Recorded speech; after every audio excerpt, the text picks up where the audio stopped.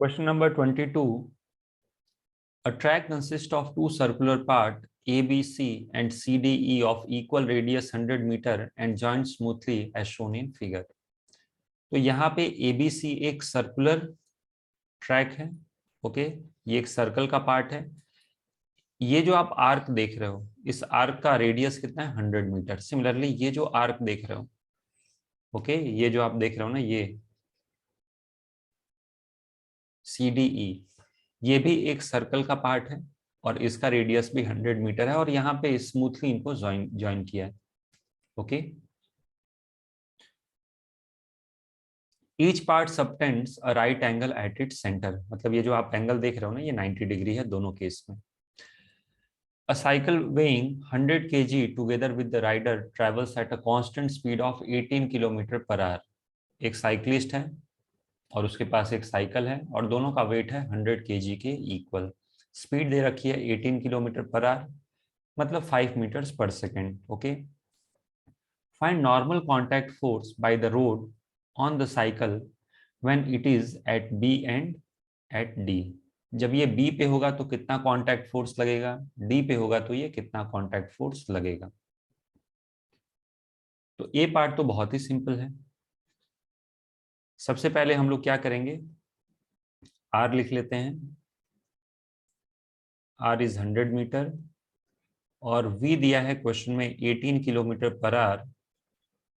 इसको मीटर पर सेकेंड में कन्वर्ट करने के लिए क्या करते हैं हम लोग, 5/18 से मल्टीप्लाई करते हैं।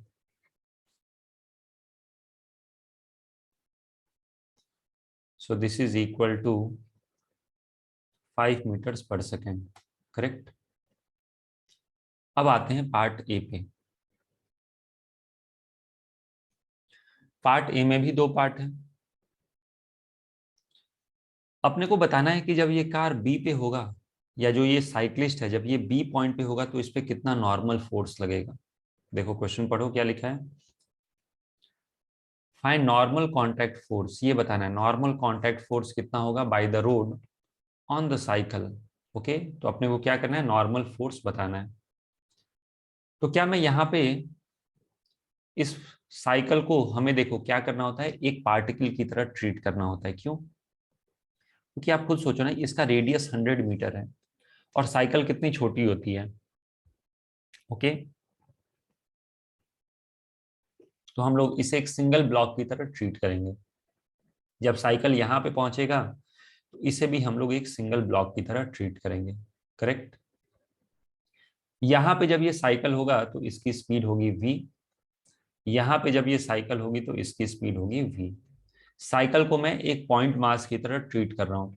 देखो रियलिटी में क्या है, दो दो जगह पे इसके कांटेक्ट पॉइंट है। एक टायर की वजह से कांटेक्ट पॉइंट यहाँ है, एक टायर की वजह से कांटेक्ट पॉइंट यहाँ पे है, ओके।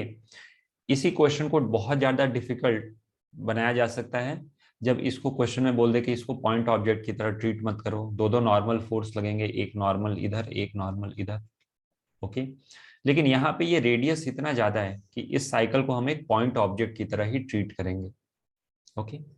तो जब ये बी पे होगा तो क्या मैं बोल सकता हूँ कि एबीसी का जो सेंटर है, एबीसी का सेंटर यहाँ पे है, दिस इज O1।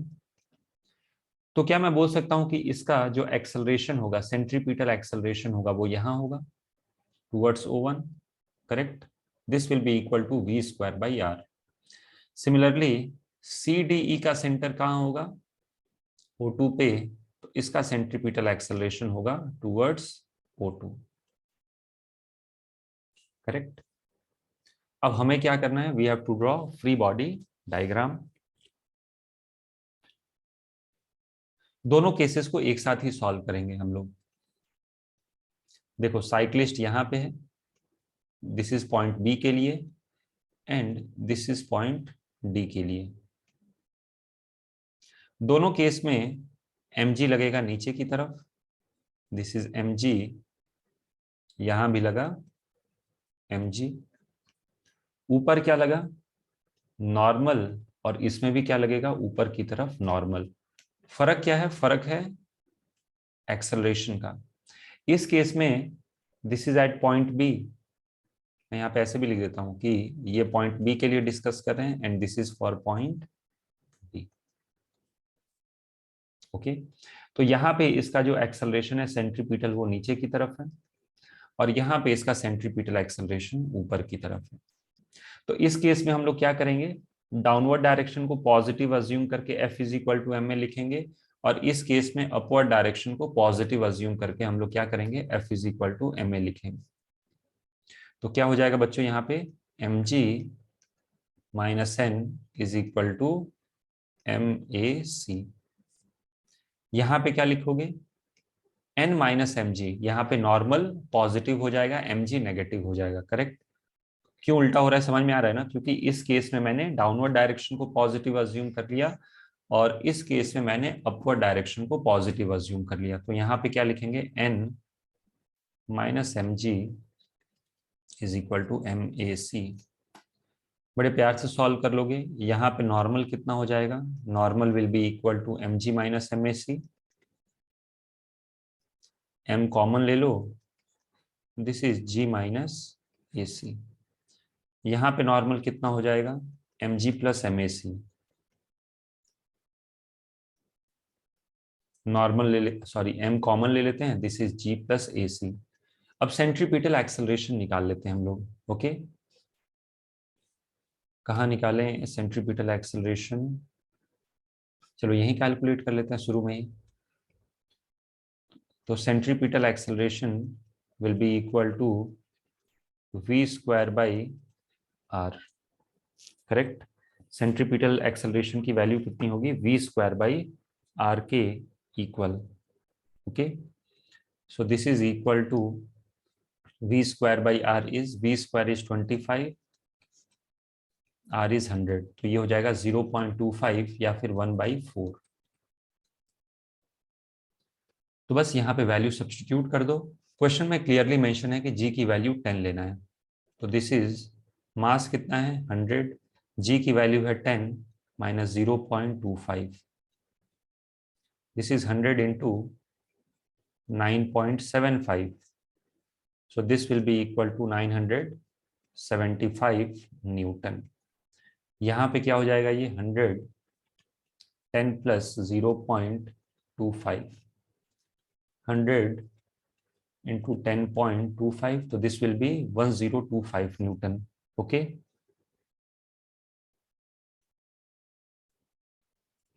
तो ये आ गया बच्चों पहले पार्ट का आंसर। अब आते हैं हम लोग बी पार्ट पे। Part B, find the force of friction exerted by the track on the tires when the wheel is at B, C and D। जब साइकिल B पे होगा, फिर C पे होगा, फिर कुछ देर बाद D पे होगा, तो हमें क्या फाइंड करना है, we have to find friction exerted by the track. Correct, क्या कंसेप्ट लगेगा, कंसेप्ट लगेगा देखो यहाँ पे,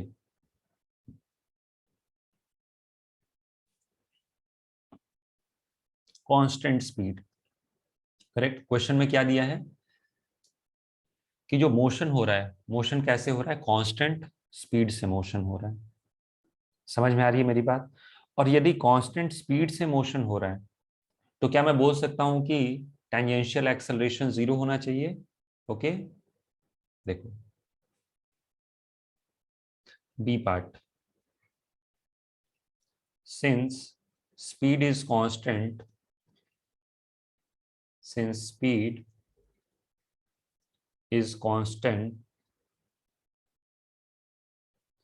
this implies tangential acceleration is 0। tangential acceleration is 0।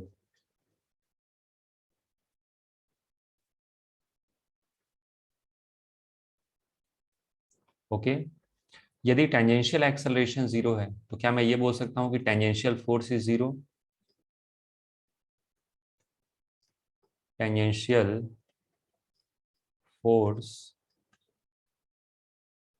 Is 0। तो बस यही हमें अप्लाई कर देना है। ध्यान से देखो, सबसे पहले बी पॉइंट के लिए हमें डील करना है। बी पॉइंट के लिए यदि देखा जाए, तो बी पॉइंट पे तो बहुत ही आसान है। देखो ये है बी पॉइंट। करेक्ट, नीचे लगा mg, ऊपर लगा नॉर्मल। करेक्ट, अब मुझे आप ये बताओ कि क्या कोई और टेंजेंशियल फोर्स अपने को दिख रहा है बी पॉइंट पे? क्या कोई टेंजेंशियल फोर्स यहाँ पे दिख रहा है? नहीं। तो फ्रिक्शन की भी जरूरत ही नहीं है यहाँ पे। तो यदि कोई टेंजेंशियल फोर्स आता तो फ्रिक्शन उसको बैलेंस करता। यहाँ पे तो कोई आपको टेंजेंशियल फोर्स दिख ही नहीं रहा है। ऐसे ही, सॉरी मैंने गलत बोल दिया, क्या नॉर्मल एमजी को बैलेंस किया है? नहीं, नॉर्मल एमजी को बैलेंस नहीं किया है। एक्चुअली नॉर्मल और एमजी मिलके एक सेंट्रीपिटल फोर्स प्रोवाइड करेंगे। ओके, लेकिन यहाँ पे हमारा डिस्कशन है सेंट्रीपिटल। क्या सेंट्रीपिटल डायरेक्शन में कोई, सॉरी टेंजेंशियल डायरेक्शन में क्या कोई फोर्स लग रहा है इस पे? तो आंसर है नहीं। टेंजेंशियल डायरेक्शन में कोई फोर्स नहीं है। टेंजेंशियल डायरेक्शन में कोई फोर्स होता तो फ्रिक्शन क्या करता? उसको आके बैलेंस करता। ओके, और फिर फ्रिक्शन डेवलप होता। तो यहाँ पे मैं लिख सकता हूं कि when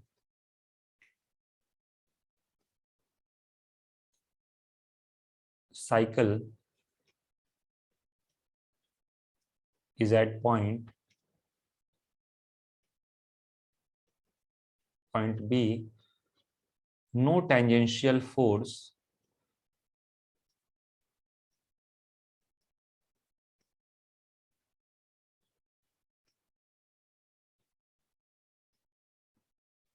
acts on the cycle। और कोई टेंजेंशियल फोर्स नहीं है, मतलब there is no requirement of friction force, there is no requirement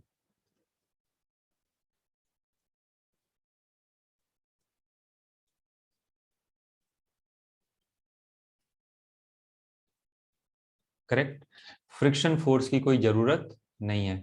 therefore क्या मैं बोल सकता हूं कि इस केस में फ्रिक्शन जीरो हो जाएगा? यस। अब हम लोग डील करते हैं सी पॉइंट पे ये होगा तो क्या होगा when the cycle is at point C. तो यहां पे देखो, जब ये सी पॉइंट पे होगा, यहां पे दिस इज पॉइंट सी, तो यहां पे क्या लगेगा? इस पे एक लगेगा mg इस तरीके से, और एक लगेगा नॉर्मल इस डायरेक्शन में, दिस इज नॉर्मल, एक लगा mg। अब यदि आप ध्यान से देखो तो क्या mg का एक कंपोनेंट आएगा इन टेंजेंशियल डायरेक्शन? ओके, mg का एक कंपोनेंट आएगा किस डायरेक्शन में? Tangential direction. ओके, और यदि सारा का सारा ये सरफेस यदि स्मूथ हुआ तो क्या होगा? साइकिल की स्पीड अपने आप बढ़ जाएगी, जो कि होने नहीं देना है।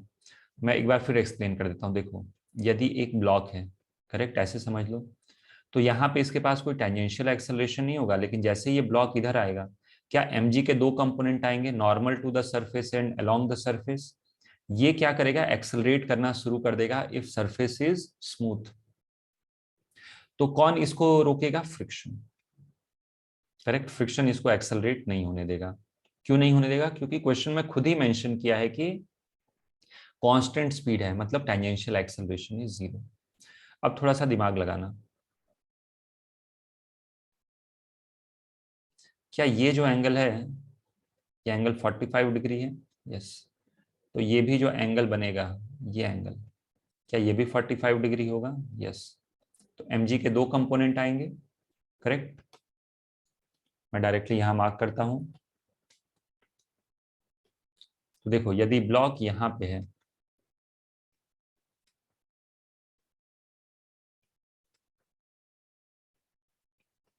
ओके, तो यहाँ पे आ जाएगा mg का एक कंपोनेंट, दैट इज mg/√2।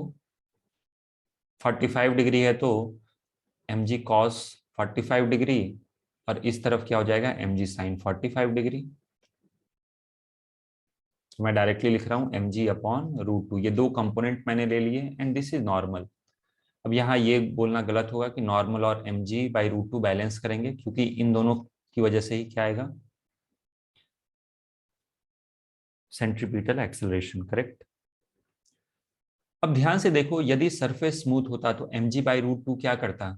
ये सब कुछ मैं लिख नहीं रहा हूं, आपको खुद ही लिखना है, मैं एक्सप्लेन कर देता हूं। ओके, तो ध्यान से सुनना, यदि ये जो सरफेस है, ओके, ये सरफेस यदि स्मूथ होता तो mg/√2 इसको एक्सेलरेट करा देता, मतलब टेंजेंशियल एक्सेलरेशन देता, स्पीड बढ़ जाती। कौन स्पीड को नहीं बढ़ने देगा? तो यहां से लगेगा एक फ्रिक्शन फोर्स। तो क्योंकि टेंजेंशियल एक्सेलरेशन 0 है, इसका मतलब फ्रिक्शन फोर्स किसको बैलेंस करेगा? mg/√2 को। तो therefore friction force is equal to mg/√2। m कितना है? 100, g कितना है? 10/√2। इसको इस तरीके से रीअरेंज कर लो, दिस इज 1000√2/2 न्यूटन। यहां से कैलकुलेशन बहुत ही आसान हो जाएगा। √2 की वैल्यू क्या होती है? 1.414।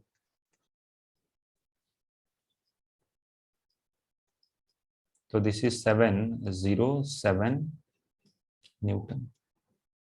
करेक्ट। √2 की वैल्यू मैंने क्या ले ली है? 1.414। नेक्स्ट पार्ट, जब ये डी पॉइंट पे होगा तो ये तो एक्सप्लेन करने की जरूरत है नहीं, क्योंकि this is similar to B. जब ये साइकिल यहां पे होगी तो क्या लगेगा बच्चों? नीचे लगेगा mg, ऊपर लगेगा नॉर्मल। ये दोनों एक दूसरे को बैलेंस नहीं करेंगे, इनकी वजह से सेंट्रीपिटल एक्सेलरेशन आएगा, इन दोनों का जो रिजल्टेंट होगा। करेक्ट। लेकिन क्या यहाँ पे कोई टेंजेंशियल डायरेक्शन में फोर्स है? नहीं। और टेंजेंशियल डायरेक्शन में कोई फोर्स नहीं है तो there is no requirement of friction. As it is हम लोग इसको कॉपी भी कर सकते हैं। सेम एक्सप्लेनेशन है। करेक्ट। यहां के लिए सेम एक्सप्लेनेशन है, just as B. So when cycle is at point D, no tangential force acts on the particle, therefore there is no requirement of friction force and therefore friction force will be 0. तो ये हो गया B part. Correct.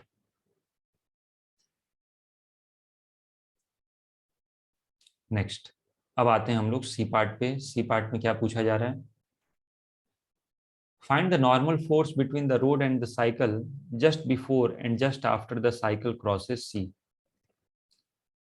देखो, हमें क्या करना है? Cycle पे नॉर्मल फोर्स बताना है जस्ट ये सी को क्रॉस करने से पहले और जस्ट ये सी को क्रॉस करे उसके बाद में।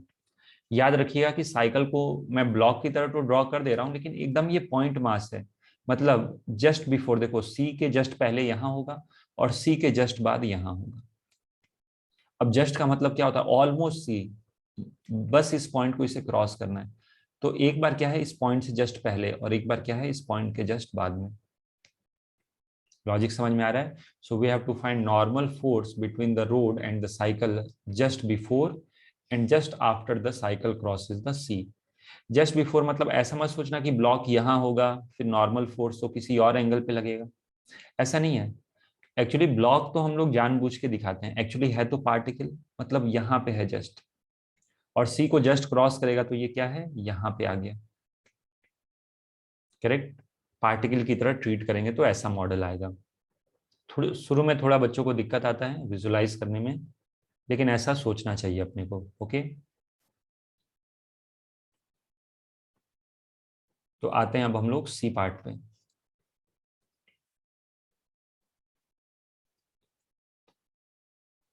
तो यहाँ पे आप चाहो तो ये लिख लेना, एक मिनट।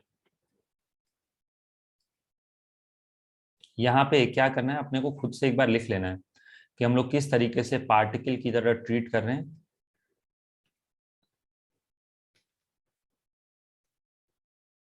तो जस्ट बिफोर सी का मतलब क्या होगा? पार्टिकल जस्ट यहाँ पे है। Okay, this is just before C.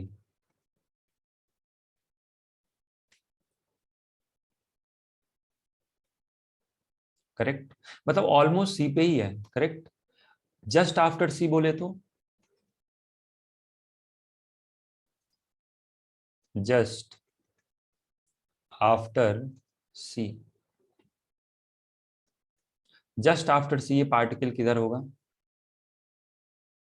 Just after C ये पार्टिकल यहाँ पे होगा। समझ में आ गया? तो जब मैं ब्लॉक ड्रॉ करूं तो याद रखिएगा कि ऑलमोस्ट वो सी पे ही है।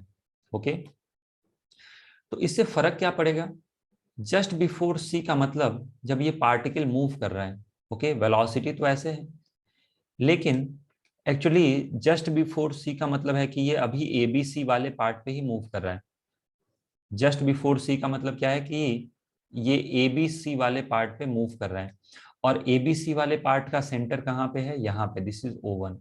इसका मतलब इसका जो सेंट्रीपिटल एक्सेलरेशन होगा वो किधर होगा, टुवर्ड्स O1। लॉजिक समझ में आ रहा है? जस्ट बिफोर कहने का मतलब क्या हुआ यहाँ पे, तो जस्ट बिफोर जब ये सी है तो एक्चुअली ये किस ट्रैक को फॉलो कर रहा है, एबीसी ट्रैक को फॉलो कर रहा है। और जस्ट आफ्टर सी क्या होगा, जस्ट आफ्टर सी क्या ये इस पार्ट पे आ गया, और इस पार्ट का सेंटर ऑफ कर्वेचर किधर है, दिस इज O2। तो इसका जो सेंट्रीपिटल एक्सेलरेशन होगा वो इस तरफ चला जाएगा। करेक्ट, सेंट्रीपिटल एक्सेलरेशन ऑलरेडी हम लोग कैलकुलेट कर चुके हैं, दिस इज 0.25। ओके, तो एक बार मैं फिर से बता देता हूं, जस्ट बिफोर एबीसी मतलब क्या है, तो सी पे ही, लेकिन किसका पार्ट है, ये एबीसी का पार्ट है। एबीसी का सेंटर किधर है, O1, मतलब जस्ट बिफोर सी इसका सेंट्रीपिटल एक्सेलरेशन यहां होगा। जस्ट आफ्टर सी मतलब ये सीडीई पे पहुंच गया, सीडीई का सेंटर किधर है, O2, तो इसका एक्सेलरेशन किधर होगा, टूवर्ड्स O2। अब बस हमें फ्री बॉडी डायग्राम ड्रॉ करना है और कहानी खत्म। ओके, समझ में आ रहा है? तो क्या यहीं पे किया जाए, जस्ट बिफोर सी, यहाँ पे मैं स्पेस क्रिएट करता हूँ।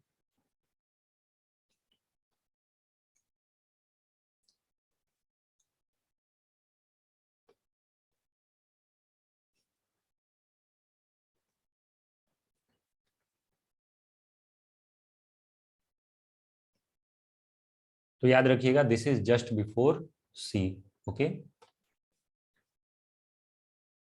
तो यहाँ पे फोर्सेस तो ऑलरेडी हमने दिखा दिए हैं। करेक्ट, फोर्सेस ऑलरेडी रिप्रेजेंट कर चुके हैं हम लोग। देखो फ्री बॉडी डायग्राम यहाँ ड्रॉ किया था, कहाँ गया, ये लगा नॉर्मल, ये लगा mg/√2, फ्रिक्शन ने mg/√2 को बैलेंस कर लिया। तो same as it is free body diagram यहाँ पे भी हम लोग ड्रॉ कर देते हैं। तो ये क्या हो जाएगा, दिस विल बी mg/√2, ये हो जाएगा नॉर्मल।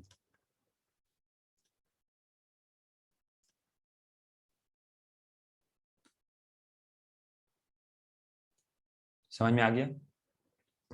आप डायग्राम को क्लीन रखना चाहते हो तो बाकी फोर्सेस मत दिखाओ, दिखाना चाहते हो तो कोई दिक्कत नहीं है, यहां से दिखा दो mg/√2, और यहां से दिखा दो फ्रिक्शन। mg/√2 ने फ्रिक्शन को, या फिर फ्रिक्शन ने mg/√2 को बैलेंस कर लिया। करेक्ट, और एक क्लीन डायग्राम चाहिए तो दोबारा से लिख लो।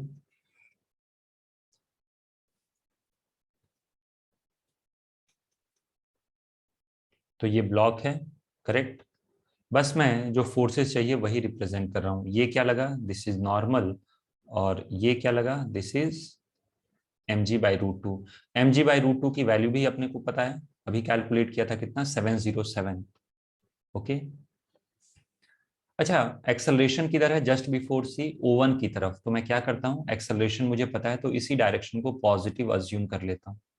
ओके, इस डायरेक्शन को पॉजिटिव अज्यूम करके मैं न्यूटन्स सेकेंड लॉ अप्लाई कर देता हूँ, दैट इज F = ma। तो यहाँ पे कौन सा फोर्स पॉजिटिव है, mg/√2। करेक्ट, n क्या है, negative, this is mass into centripetal acceleration. So what is normal, यही फाइंड करना था अपने को। So normal is equal to mg/√2 minus MAC। Correct, चलो ये कैलकुलेट कर लेते हैं हम लोग। So normal will be equal to mg/√2 कितना है, 707, माइनस मास कितना है, 100 kg, सेंट्रीपिटल एक्सेलरेशन कितना था, 0.25। इसका मतलब अपने को क्या करना है, 707 में से 25 सब्ट्रैक्ट करना है। ओके, तो 707 माइनस 25, ये कितना आ जाएगा, 682 न्यूटन।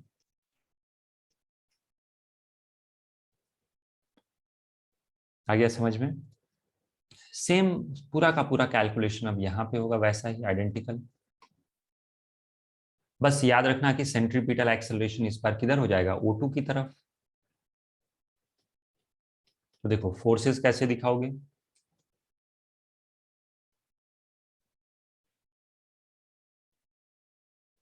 सारे फोर्सेस आप कैसे दिखा सकते हो, दिस इज mg/√2। पूरा प्रॉपर तरीके से सॉल्व करना है तो पूरा पहले mg नीचे लगाओ और फिर उसके कंपोनेंट दिखाओ। यहाँ पे डायरेक्टली मैं mg के दो कंपोनेंट दिखा रहा हूँ, दिस इज mg/√2, और यहां से क्या लग गया, ये लग गया फ्रिक्शन। क्या फ्रिक्शन ने mg/√2 को बैलेंस कर लिया, करेक्ट। डायग्राम को और क्लीन रखना है तो सिर्फ नॉर्मल और mg का कंपोनेंट दिखाओ।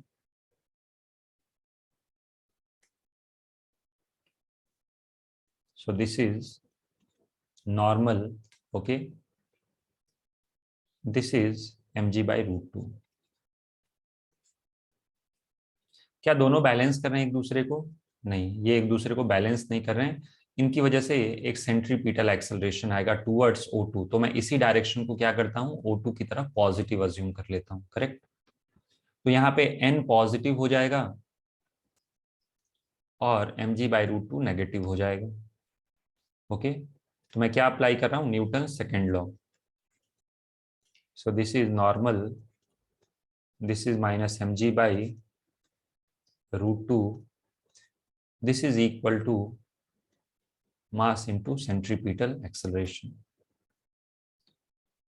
तो यहां से नॉर्मल कितना आ जाएगा, normal will be equal to mg/√2 plus MAC, correct. mg/√2 already पता है 707, MAC अभी कैलकुलेट किया था ऊपर 25, ओके। तो ये कितना आ जाएगा, दिस विल बी 732 न्यूटन। तो ये क्या हो गया, this is part C, part C हमने कंप्लीट कर लिया, ओके। अब आते हैं हम लोग पार्ट डी पे। डी पार्ट में क्या पूछा जा रहा है, देखो ध्यान से पढ़ना है। What should be the minimum friction coefficient between the road and the tire, which will ensure the cyclist can move with constant speed? अपने को मिनिमम कोफिशिएंट ऑफ फ्रिक्शन बताना है ताकि ये जो साइक्लिस्ट है वो कांस्टेंट स्पीड से मूव कर पाए। तो थोड़ा दिमाग लगाओ, सबसे ज्यादा स्लिपिंग के चांसेस कहाँ पे होते हैं, ओके। ये दिमाग लगाओ कि सबसे ज्यादा स्लिप होने के चांस कहाँ पे होंगे।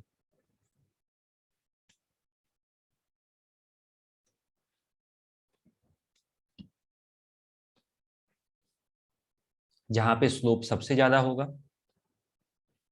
क्या मैं सही बोल रहा हूं, जहां पे स्लोप सबसे ज्यादा, देखो यहाँ पे तो आप इसको ऐसे भी रख दो, फ्रिक्शन की जरूरत ही नहीं है, ये स्लिप ही नहीं होगा, मतलब इसके पास कोई टेंजेंशियल एक्सेलरेशन है ही नहीं। सबसे ज्यादा टेंजेंशियल एक्सेलरेशन जब ये यहाँ पे होगा ना तब मिलेगा। मेरी बात समझ में आ रही है, मतलब सबसे ज्यादा फ्रिक्शन की रिक्वायरमेंट होगी कहाँ पे, सी पॉइंट पे। इसको आप एक्सप्लेन कैसे करोगे, अगर जो एग्जाम में लिखना पड़ा तो आप कहोगे कि mg का टेंजेंशियल कंपोनेंट सबसे ज्यादा सी पे होगा, यहाँ पे mg का कोई कंपोनेंट ही नहीं है, करेक्ट। mg का कोई कंपोनेंट नहीं है, mg का कंपोनेंट टेंजेंशियल डायरेक्शन में सबसे ज्यादा कहाँ पे होगा, सी पे, करेक्ट। अगर जो मैं आपको थोड़ा और इस पे बताऊं तो देखो ये एंगल है थीटा, तो यहां से लगेगा mg नीचे की तरफ, दिस एंगल इज थीटा। तो टेंजेंशियल कंपोनेंट क्या होगा, mg साइन थीटा। अगर जो आप चाहते हो कि टेंजेंशियल कंपोनेंट ज्यादा से ज्यादा हो, ओके, इसका मतलब थीटा ज्यादा होगा, और सबसे ज्यादा थीटा कहाँ पे है, यहाँ पे, सबसे ज्यादा स्लोप यहाँ पे, ओके। तो यहाँ पे मैं लिख देता हूँ कि at C tangential component of mg is maximum, tangential component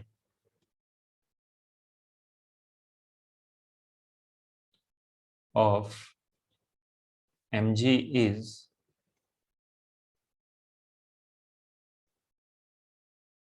maximum। इसका मतलब सबसे ज्यादा फ्रिक्शन की रिक्वायरमेंट यही होगी, Therefore, friction requirement is maximum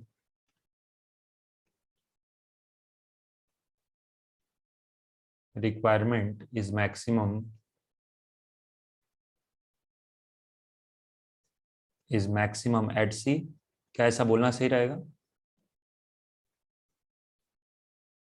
समझ में आ रहा है? अब ध्यान से सुनना, यहां भी एक गड़बड़ हो सकती है। फ्रिक्शन रिक्वायरमेंट तो मैक्सिमम है, लेकिन दो केसेस होंगे, सी से जस्ट पहले और सी से जस्ट बाद। नॉर्मल दोनों डिफरेंट है, करेक्ट? तो सी से जब जस्ट पहले नॉर्मल कम है और सी से जस्ट बाद में नॉर्मल ज्यादा है, तो एक्चुअली सी से जस्ट पहले स्लिपिंग के सबसे ज्यादा चांस होंगे। इतना नहीं समझना है तो आप क्या करो, दो नॉर्मल आए ना, सी से जस्ट पहले भी एक नॉर्मल आया, कितना आया नॉर्मल? 682। ओके, सी के जस्ट बाद कितना नॉर्मल आया? 732। ओके, तो यदि आप 732 के हिसाब से म्यू निकालोगे तो यहाँ पे स्लिपिंग हो जाएगी 632 पे, क्योंकि ये नॉर्मल कम है तो फ्रिक्शन कम मिलेगा। यदि मैं 682 के हिसाब से, सॉरी 682 के हिसाब से यदि मैं क्या करता हूँ, म्यू कैलकुलेट करता हूँ, तो ऑब्वियस सी बात है वो म्यू ज्यादा आएगा और यहाँ पे अपने आप बच जाएगा। ओके, ये तो कॉमन सेंस से सोचा जा सकता है, बाकी मैं आपको दूसरे तरीके से एक्सप्लेन करता हूँ। तो एट सी, ध्यान से सुनना, at C tangential component of mg कितना है? टेंजेंशियल कंपोनेंट अभी काफी बार कैलकुलेट किया हम लोगों ने, component of mg is mg/√2, correct? तो फ्रिक्शन भी कितना चाहिए अपने को? mg/√2 ही चाहिए, ताकि ये कैंसिल हो जाए। ऑलरेडी ये हम लोग कैलकुलेट कर चुके हैं। ओके,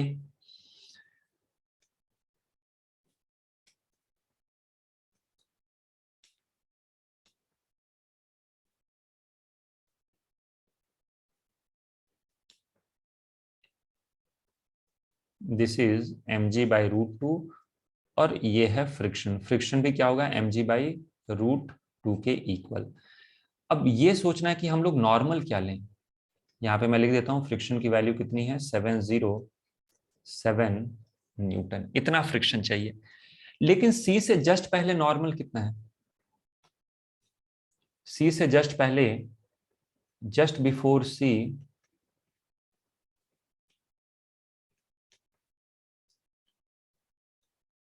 जस्ट बिफोर सी अभी कैलकुलेट किया था हम लोगों ने, नॉर्मल कितना था? 682 न्यूटन। जस्ट आफ्टर सी,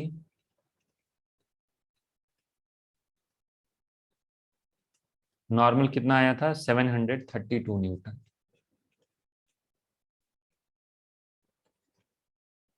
ओके, तो यदि आप जस्ट बिफोर सी से पहले स्लिपिंग को रोकना चाहते हो, ओके, तो नॉर्मल इस हिसाब से कैलकुलेशन होगा, या फिर आप ऐसे भी कर सकते हो। देखो, अगर जो फ्रिक्शन नहीं समझ में आए तो वो मैं बता रहा हूं कि नॉर्मल कौन सा यूज करना है। तो जस्ट बिफोर सी नॉर्मल है इतना, तो इसके हिसाब से कोफिशिएंट ऑफ फ्रिक्शन निकालोगे। एफ क्या होता है? F is equal to mu into normal. तो म्यू क्या हो जाएगा? F upon normal. फ्रिक्शन कितना है? 707 अपॉन 682, करेक्ट? तो 707 डिवाइडेड बाई 682, ये आ रहा है 1.03665। ओके, 1.03665 ऐसे ही मैंने लिख दिया पूरा।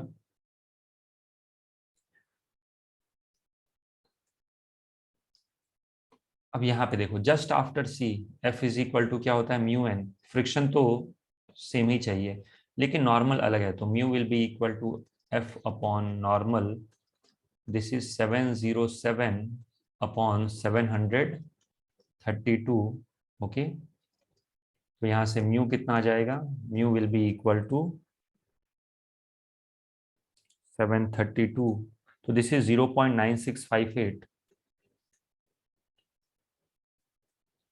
अब आप ऐसे सोचो, यदि आपने फ्रिक्शन इतना रखा तो जस्ट बिफोर सी वो स्लिप हो जाएगा, क्योंकि इतना जस्ट बिफोर सी बोलता है कि मुझे तो इतना फ्रिक्शन चाहिए तब मैं स्लिपिंग नहीं होने दूंगा, और जस्ट आफ्टर सी बोलता है कि मुझे इतना मिनिमम चाहिए तब मैं स्लिपिंग नहीं होने दूंगा। तो यदि आपने ये वैल्यू बताई तो एक्चुअली जस्ट बिफोर सी स्लिप हो जाएगा, करेक्ट।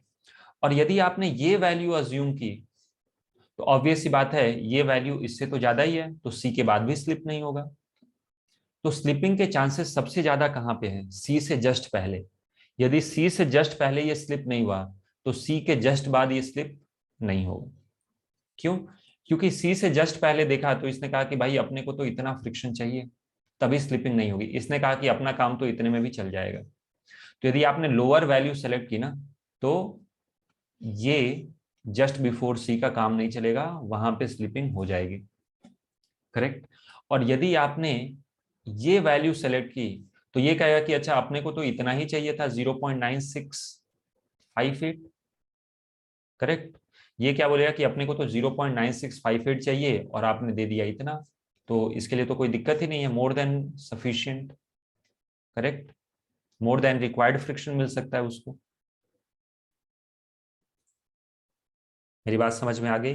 तो कौन सी वैल्यू सेलेक्ट करोगे, यहाँ पे ये वाली वैल्यू सेलेक्ट करोगे। सिंपल लॉजिक है, एक बार फिर से बता देता हूं। यदि आपने ये वैल्यू सेलेक्ट की, ओके, तो जस्ट बिफोर सी ने कहा कि अपने को तो इतनी चाहिए, आपने दी इतनी, तो स्लिपिंग हो जाएगी जस्ट बिफोर सी। इतनी दे दी तो जस्ट आफ्टर सी भी खुश हो जाएगा कि मुझे तो इतनी चाहिए थी, कोफिशिएंट ऑफ फ्रिक्शन इतनी मिल गई। ओके, तो ये आप खुद से अपने वर्ड्स में लिख लेना इस एक्सप्लेनेशन को।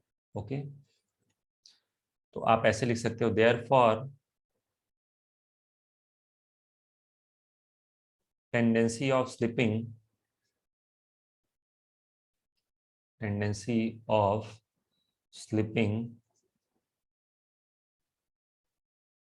just before C। इतना करने की जरूरत नहीं थी, जो समझदार बच्चा है वो देख लेगा कि नॉर्मल कहाँ पे ज्यादा है, तो कम नॉर्मल के हिसाब से वो डिजाइन कर देगा। ओके, तो tendency of slipping just before C is more than tendency of slipping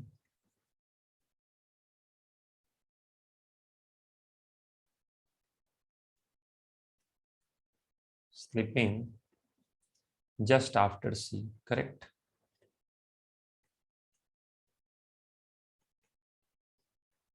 तो हम लोग जहां पे ज्यादा टेंडेंसी है वही वाला म्यू लेंगे, तो म्यू की वैल्यू क्या हो गई,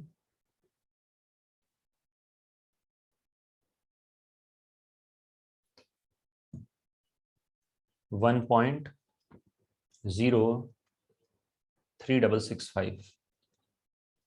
अप्रोक्सीमेटली इसको क्या लिख सकते हैं, 1.037। ओके,